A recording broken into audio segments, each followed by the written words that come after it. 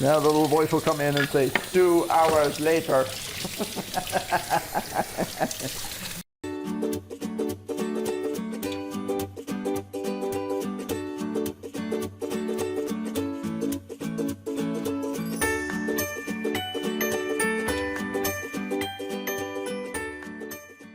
A few moments later. 2 hours later. And 2 hours later. And now I need to go to the post office. Yes. Yes. I have some packages he has to mail. I'm going to go mail some packages. Mm-hmm. It's kind of the way things go here. Yeah. We'll work on something together for a little bit. Well, this morning we worked on stuff quite a while. Mm-hmm. Now I have to go into town to the post office. Right. Deliver her packages for her business and check to see if there's anything else either in at the gas station or the post office. Right. I don't know if there is or not. There might be something at the post office. Okay. Oh, come on. Jack has to bark. Okay, let's turn off the cameras then. Jack!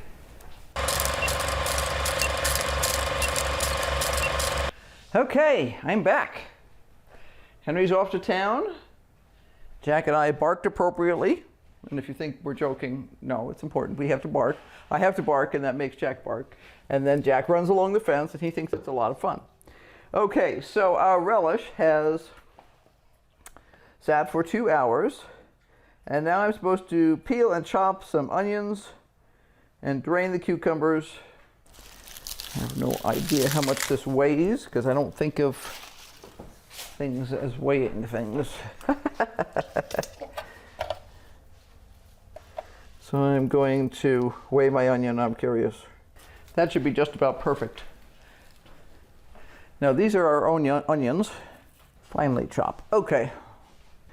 Onion skins are awesome for certain things. They're very cool for dyeing fabric, but I don't want to eat them. Now this says use yellow onions. To be honest, we don't cook very often with yellow onions. We prefer white onions, which are milder and sweeter. So chop finely, huh? Drain the cucumbers, rinse under cold water. Time for the chinois. I don't want to run into a situation where I don't have enough room, and I don't want to be pouring this into something coarse where it won't handle right. This is how you wind up with lots of gooey bowls. To rinse this under cold water. Does not want me to save the juice. I have my water bath canner here. It's already started. This is full of hot water, or getting to be hot water there. But I need to finish chopping the onions. Then we're going to heat it up in this pan. Because of our altitude, we have to water bath can 10 minutes more than the normal recipe. And what I have learned the hard way is, if you have to add extra time to your cooking because of your altitude, you do not need to cook the initial mix as long. So, for instance, I think this one normally says simmer for 10 minutes after you've boiled it. I intend to boil it, and then I will probably simmer for maybe 5 minutes, because I'm going to be cooking it for an additional 10 minutes in the jars. And I don't want the stuff to turn into mush. That's one of the things that we've found is a problem. I'm convinced that all pickle companies can at sea level, because either that or they're doing steam canning, because when you start adding, 15, 20 minutes to pickles, trying to keep them crisp is like, yeah, right. The nice thing about pressure canning is that means we don't have to increase the amount of time, just the pressure. So we don't wind up with soggy things because we've had to increase the time. And it's just plain science. She blinded me with science. So when people tell you that science is irrelevant and unimportant, remember not to eat at their house. Because if it's irrelevant and unimportant, then sanitation, which is part of science, might just be irrelevant and unimportant too. It's all about knowing where your fingers are and how to use the blade that you're using. And that actually worked really well. I want to do a good job, but I don't want to spend my life doing a good job. Does that make sense? I have still got a bunch of other things to do this afternoon, including freezing green beans, lots of onions, and my eyes are watering. Combine cucumbers, onions, sugar, dill seed, and white wine vinegar. How much sugar? 1/3 cup of sugar. My eyes are watering. I can tell I'm having trouble reading. And I'm only going to do 1/2 cup because we're only doing a half a batch. And 2 tablespoons of dill seed, so that becomes 1 tablespoon of dill seed. I can tell this is mine because it has some dill weed in it. But I do tend to give it a smidge more just in case the dill weed is taking up space. Okay. Let's see. And it says 1/4 of white wine vinegar. I just happen to have these comes in pints, so how convenient.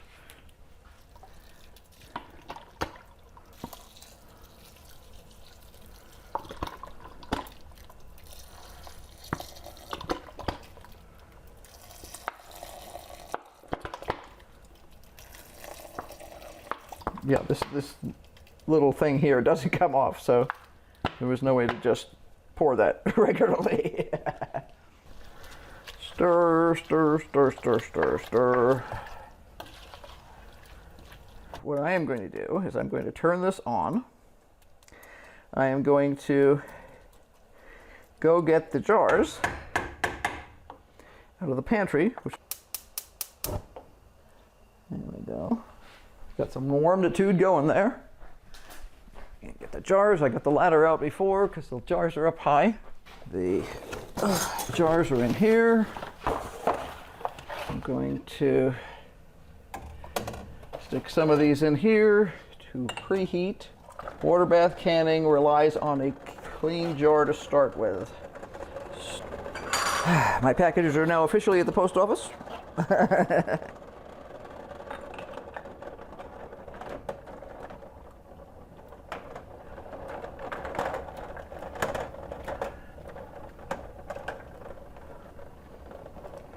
One, 2, 3, 4, 5, 6. And I'm not sure how many I'm going to need. I have, let's see. You no longer have to boil your jar lids, but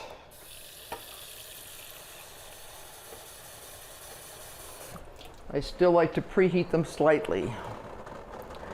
So what I will do is I will shift the canner to the back burner. Put this here. And I will put my jar lids, which are here. These are brand new.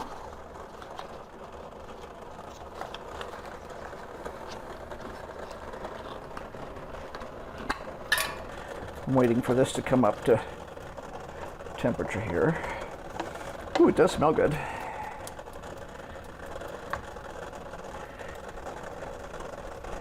My concern is I may not have quite enough liquid. Could always add some more white wine vinegar. That won't hurt anything. That's always a good solution. 1/4 inch headspace. Now, we can talk about that. That's a very important concept. When you are canning, it will tell you what kind of headspace you need to have. Now, what they mean by headspace is the distance between the top of this rim, which is going to be where your lid is, and the food. This is the little measury thingy. I'm sure it has a technical term for it. Most of us call them measury thingies or something like that. Something equally intelligent sounding. But it has 1/4, half, you know, all that kind of stuff.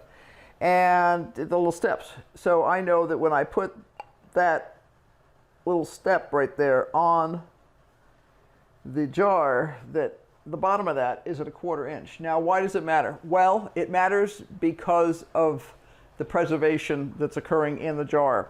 If I were to put the goop in there all the way up to the top of the jar and put the lid on and water bath count it, there's an extremely high chance that the stuff inside is going to actually sort of explode out of the jar. It'll come underneath the lid, squirt out from pressure, and it may or may not allow the lid to seal properly. So my goal is to have these things sealed perfectly so that they're good on the shelf for a year or two. So I'm extremely careful about using either this little tool or eyeballs. There are on some jars, see if this is one of them. No, this is not one of them. On some of the jars, an inch headspace, which is this top step here, will actually line up with a mold mark, but they don't normally expect you to be using something in these jars that requires an inch headspace. And this is why I try never to be down to the dime on how much ingredients I have on hand. It's not uncommon when I'm making pickles or something that I feel like I need more brine. And as long as I have more vinegar, I can always make more brine. Now what I'm going to do is, if when I'm packing this stuff, there's not enough liquid, I'm simply going to add more vinegar to the top. And that will make it safe and tasty and all that kind of good stuff. But I need to have liquid in here to cover the relish. I'm putting down a dry paper towel. Paper towels, by the nature of the process of heating and all that other stuff, are considered to be sanitary. They are not surgically sanitary. However, they are considered to be sanitary. And what that means is I can take my jars, which have now been cooking in here for a while, and I can turn them upside down to drain here. Now, why upside down? Well, because bacteria falls down. It does not fall up. Literally, it's just gravity. Also, by doing this, I get all of the liquid out. You can see some more. One of the labels came off in here, so I've got a little piece of label floating around. That's okay. Labels are allowed to float around. I'm going to cut a couple of extra jars ready to go because there are very few things more annoying in the entire world than being short on jars when you're canning. You'll always see me stare at my jars. It's because I'm always looking, I'm watching for cracks, I'm watching for chips on the edges. If you have chips on the edges of your jar rims, they probably will not seal well. They might seal initially, they may lose their seal over time, they may just plain break. So pay attention to your jars. Okay, this is boiling pretty well now. And it has sort of, between the liquid I added and the fact that the cucumbers are broken down a smidge, it has sort of evened out a little. I need a clean piece of paper towel. And the reason I'm ripping it in half is I don't need a whole one. I'm going to use this dipped in hot water to clean the rims, so that I'm certain that there's no food residue on the rims of my jar. Woohoo, that's hot. Which is good. It means it's nice and safe. You can tell right now, just looking at this, that I'm going to be short liquid. So I'm going to start topping up with vinegar. I've got the rim wiped off completely, so I know there was nothing there. Finger tight. Finger tight means do not get Arnold Schwarzenegger to come in here and crank it down. Just tighten it reasonably with your own fingers. But it needs to be snug, not crunched, snug. When I first started making pickles, it seems like I always ran out of jars. So then I got over conservative. So now I usually have lots more jars than I need to, but you know what? That's okay. It just means I have a few clean jars sitting in the cupboard, ready to go for something else. Ah, the man returns. I'm back. You're back. You would have been impressed with my knife skills. I did a beautiful job on the white onions. Cool. Yes. Made them nice and mincy. You know, like 1/8 inch chunkies, sort of things.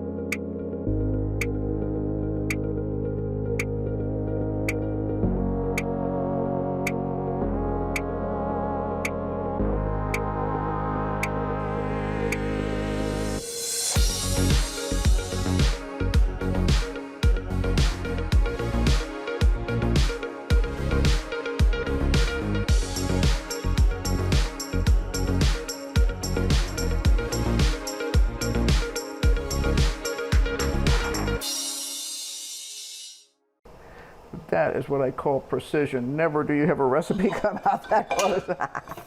I am a happy girl. Okay.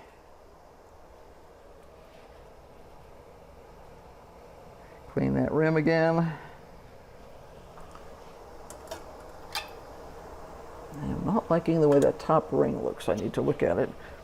One of the things I've noticed lately, and in fact Henry commented to me the other day, that some of the lids, they have that sealing stuff all over them. They're just plain sloppy. I'm like, yeah. And those are ball too, because I mean, ball has always been one of my very favorites. I prefer it to care because we've actually had quite a bit of trouble in the past year with the care jars breaking. Crank this sucker up.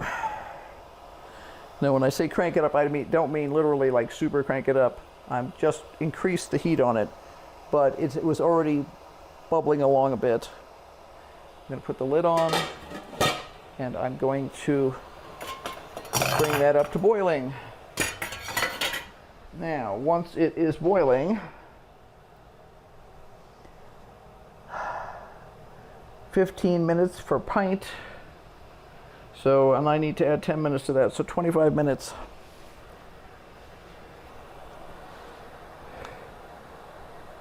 What I'm going to do is I'm going to get my timer all set so that I don't have to think about it when it comes up to speed. And that lets me actually get cleanup done. 25 minutes. Meanwhile, I'm going to take a look at this because I did notice it was goopy looking. Yeah, that's literally just the goop from the it's extra sealant that was on the outside. I wanted to look at that closely. I did before I used it because these are brand new. So yeah, I'll just let these guys dry, and they'll go back in the I'm the brand new jar lid. As you can see, it's not hard. It's just from the Ball Blue Book, the Bible of canning. This is an older one. We're actually planning to get a new one because we want the extra recipes. Takes time, yeah, but once this is finished processing, these will probably be good for 3 years, maybe 4. At the end of that time, they will have gotten a little bit mushy, but if the caps have stayed on properly and everything, up until that time, they'll be fine. Then Henry will be able to have this cool dill relish. And then this afternoon, we're going to try and make the cucumber relish, which has a totally different collection of ingredients in it, including green peppers. Other than that, it's not. Oh, it has some other odd spices in it, like mustard and allspice and cloves and stuff like that. So it's got a different flavor profile, which will be kind of fun for him. He loves relish. I'm not a relish fan, but I'm not a pickle fan, so it's not shocking. So be sure to like, subscribe, and hit that notification bell, because obviously we're going to be doing a ton more. We cleaned out the refrigerator this morning. We have 15 pounds of potatoes, about 10 pounds of which we want to can. We've already eaten a ton of those potatoes. They are so good. Oh my gosh. We'd never grown them before. They are...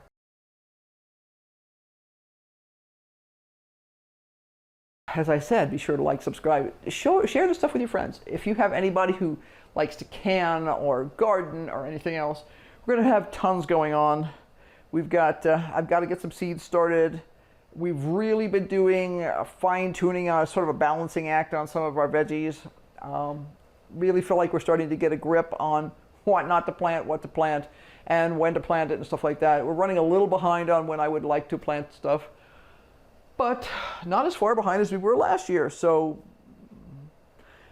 we're watching the weather forecasts, and honest to gosh, it looks like they have no clue because every time I turn around, it's changing.